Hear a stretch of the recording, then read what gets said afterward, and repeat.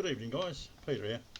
I don't know if you guys are aware, but I'm a bit of a model railway freak, and I've got something I can share with you that I think may help one or two people if they've just purchased a Dapol engine. I purchased a little N-gauge Dapol 27 class diesel engine. Very nice. I would have done a review on it, and it would have been a glorious review. It very detailed, beautiful looking. Obviously it was bought in pristine condition, but I've give it a bit of a weather now. But when I was running it in, I run it in on a first radius circular track, and it run to start with. I had to touch it a few times and off it went, and I set it on around about 40 on my controller, which was a nice speed, and it flawless. It was going round and round. I'd done it for half an hour one way, stopped it, turned it round, and done half an hour the other way, and it was running absolutely sweet.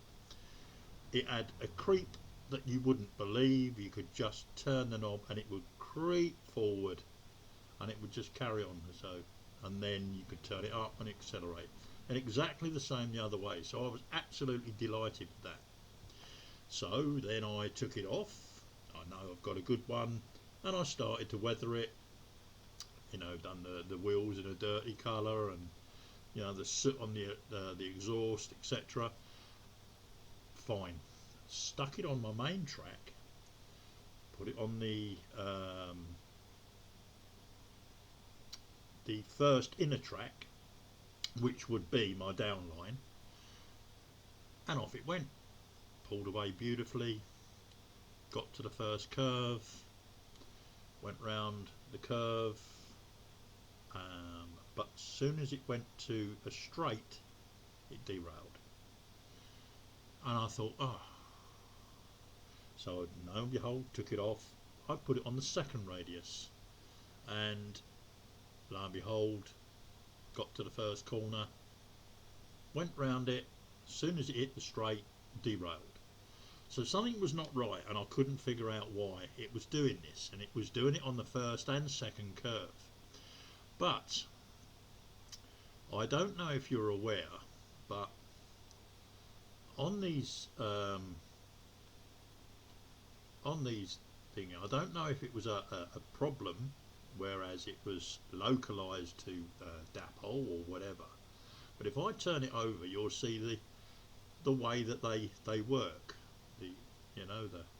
They turn around like this. Well, there was like a little bar that sat about here,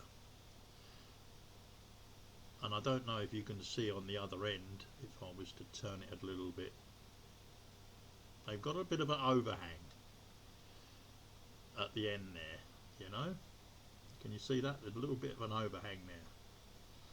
Well, that was exactly the same on the other end, and when it was turning, it was getting wedged against the battery pack.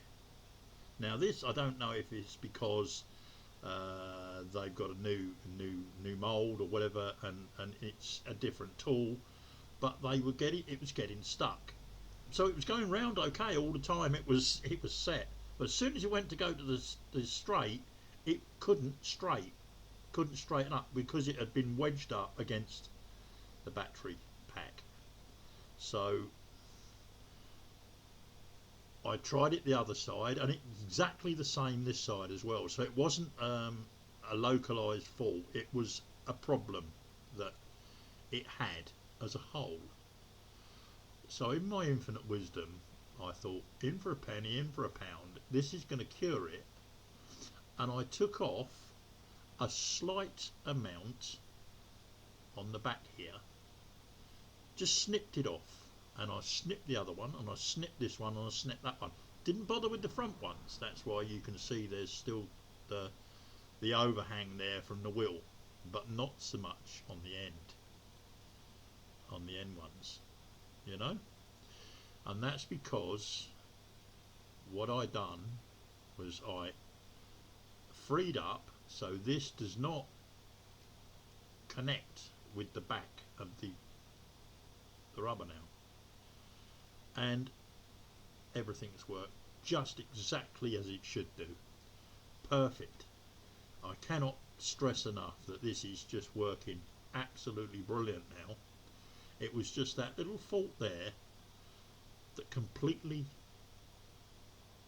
mind-boggling. I can't figure out how they test it. Now obviously quality control, they put it on a straight track, yeah, it runs backwards and forwards, yeah, okay, ship that.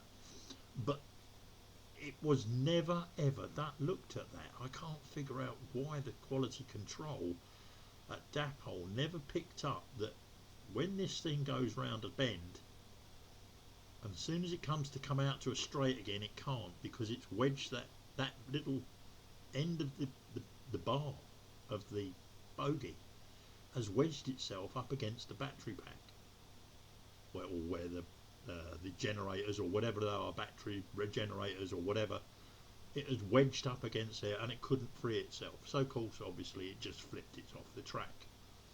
So that's just a little note there. If you're getting that, guys, and you'll notice that if you look at it, it's pushed itself up against the battery pack and it can't release itself. So I took off just a minute half a millimetre on the ends of those, and it's now perfect. It just, the bogies turn just how they're supposed to turn, and it runs just how it's supposed to run. And it can run on first, you know, first radius, second radius, it can run on any radius now. So that is cured it. But it was just a funny thing that I came up against. I cannot fault this at all. I cannot fault this at all, except for that little problem where the bogie was going up against, it was going up against the battery pack there, you know, and that little end was getting wedged up against there at the back, and it couldn't free itself when it went to straighten up. But other than that, perfect, absolutely perfect little engine. Okay, I hope that helps you out. I hope if somebody else gets a problem like that, give us a shout. I'd like to know, because is it a tooling problem? You know, is it you know, a problem that's widespread? It's not just on the Class 27. Is it somewhere? You know, are other engines in the same boat? Love to know. Thanks very much, guys. Ta-da.